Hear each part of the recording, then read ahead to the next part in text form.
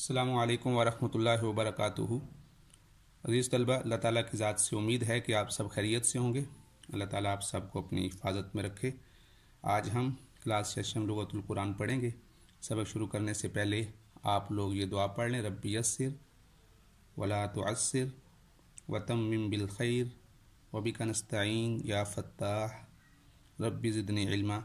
अल्लाहुम्मा सल्लि अला मुहम्मदिन व अला आलि मुहम्मदिन व बारिक वसल्लिम। जी, सबक शुरू करने से पहले हम जो गुज़श्ता सबक पढ़ चुके हैं उसका इयादा करेंगे। उसमें कुछ सवालात पूछूंगा मैं आपसे, बेटा आप लोग सवालात के जवाब दीजिएगा। उसके बाद हम आगे सबक शुरू करेंगे। ये आप देख रहे हैं आपके सामने अद-दर्सुल अव्वल हुजरतुद दिरासा सफ़ा नंबर 12 कलिमातु जदीदा आपकी किताब के इस वक्त आपके सामने है। इस सफ़े में जो अल्फाज दिए गए हैं वो उस तरतीब से हट के जो पीछे जो तरतीब ज़िक्र की गई है या जिस तरतीब से तस्वीर ज़िक्र की गई हैं उस तरतीब से हट के इनको ज़िक्र किया गया है। अब इनमें से कुछ अल्फाज हमने पढ़ लिए हैं और कुछ अल्फाज अभी नहीं पढ़े, इंशाल्लाह आज हम पढ़ेंगे। तो पीछे जो अल्फाज हमने पढ़ लिए हैं तो बेटा आप उनके बारे में बता दीजिएगा। तबाशीरुन क्या माना है, किसे कहते हैं? जी शाबाश, चाक को कहते हैं। जी बता दीजिए। बाबुन, जी किसे कहते हैं बाबुन? जी माशाल्लाह। दरवाज़ा, मा हाज़िही, हाज़िही मिस्तरतुन। जी मा हाज़िही, हाज़िही नाफिज़तुन। जी अगर इस कुर्सी के मुतालिक मैंने सवाल पूछना हो आपसे कि ये क्या है तो इसकी अरबी क्या बनेगी? मा हाज़िही या मा हाज़ा? जी मा हाज़ा। तो जवाब क्या होगा इसका? जी बताइए माशाल्लाह।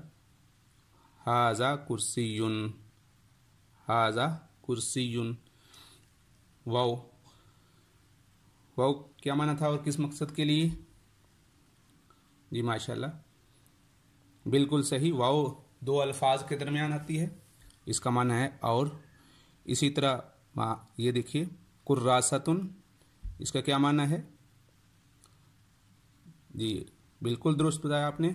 कुर्रासतुन कापी को कहते हैं। कलमुन कलम को कहते हैं। मक़अदुन, जी बताइए मक़अदुन नशिस्त सोफ़ा। जी बिल्कुल सही आपने बताया। तो अब यहाँ पर तस्वीर नहीं है और पीछे आप इनको तस्वीर के साथ भी पढ़ चुके हैं। तो अगर किसी लफ्ज़ का तर्जमा आपको नहीं आता या किसी के बारे में मालूम नहीं है तो फिर आप तस्वीर में देखें, वरना आप बगैर तस्वीर के पहले अपना जायज़ा खुद ले लें। जो मैंने आपसे अल्फाज जिनके मैंने मानी पूछे हैं अगर तो वो आपने दुरुस्त बताए हैं तो बहुत अच्छा है, और अगर किसी किस्म की कमी रह गई है तो आप इसको मज़ीद पुख्ता करें। यहाँ पर देखिए, ये इसी सबक में अद-दर्सुल अव्वल की अत-तदरीबुर राबे है। तदरीब का माना मश्क नंबर, तमरीन मश्क, हुजरतुद दिरासा सफ़ा नंबर 18 पे। इसमें यहाँ पर उर्दू में उन्हीं अशिया के नाम दिए गए हैं। इससे पहले अरबी दी गई थी और वहाँ पर उनका उर्दू तर्जमा नहीं दिया गया था, और यहाँ पर उर्दू में ज़िक्र किया गया है और इनके लिए अरबी के लिए जगह खाली छोड़ दी गई है। इनमें से आप देख रहे हैं कि कुछ चीज़ों के नाम आपने पढ़ लिए, जैसे कलमुन, इसको इंग्लिश में पेन कहते हैं। अब यहाँ पर आपने इसकी अरबी लिखनी है। तो कलम को अरबी में भी कलम कहते हैं, तो आप लिखेंगे कलमुन, इसके आखिर में तनवीन लगा देंगे। किताबुन, किताब उर्दू में, इंग्लिश में बुक कहते हैं, तो यहाँ पर आप लिख देंगे किताबुन। ये कॉपी, कॉपी इंग्लिश में कॉपी कहते हैं, और अरबी में अभी आपने पढ़ा, बता दें जी कुर्रासतुन, बिल्कुल सही। अब अभी उस्ताद का लफ्ज़ अभी तक हमने नहीं पढ़ा, इसलिए कि ये आपको जो तरतीब यहाँ जिक्र की गई है ये उस तरतीब से नहीं है, इस वजह से कि ताकि आप अपना जायज़ा खुद भी ले सकें। आगे पैमाइश करने का आला, पैमाना जिसे कहते हैं, मिस्तर, तो अब इसको रूलर कहते हैं इंग्लिश में, और आप इसके आप अरबी इसकी खुद लिखेंगे। इसी तरह आप अगर नीचे आ जाएं तो इसी तरह जो नशिस्त थी, सोफ़ा जिसे हमने पढ़ा है पीछे, तो सीट या बेंच इंग्लिश में कहते हैं। आप बताइए अरबी में क्या कहेंगे इसे? मक़अदुन। इसी तरह हमने डेस्क के बारे में पढ़ा, डेस्क के बारे में पढ़ा। जी बताइए क्या कहते हैं? जी बताइए। जी माशाल्लाह बिल्कुल दुरुस्त बताया। मकतबुन, दरवाज़ा इंग्लिश में डोर कहते हैं, ये भी हम पढ़ चुके हैं।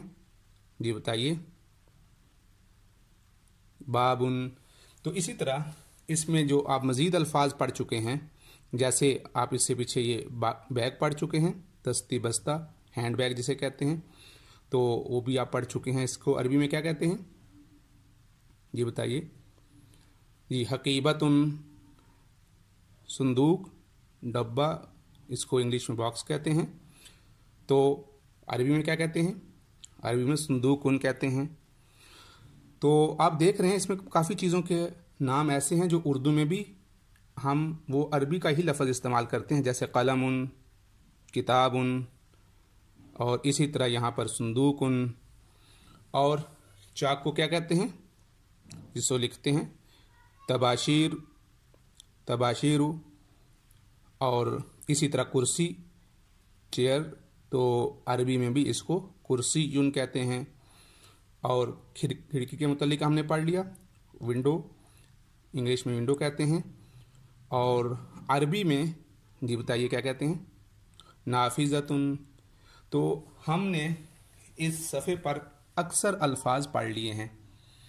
तो जो अल्फाज इससे पहले हमने पढ़ लिए हैं, आपने अभी कल के सबक में अरबी से जहाँ अरबी में लिखे गए थे उनके सामने उर्दू के अल्फाज लिखे हैं, उनके सामने उनको उर्दू लिखी है।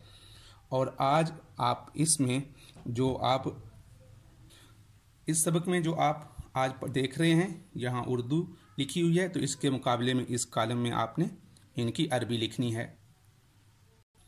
जी तो एक दफ़ा हम इस सबक की एक दफ़ा दोहराई कर लेते हैं।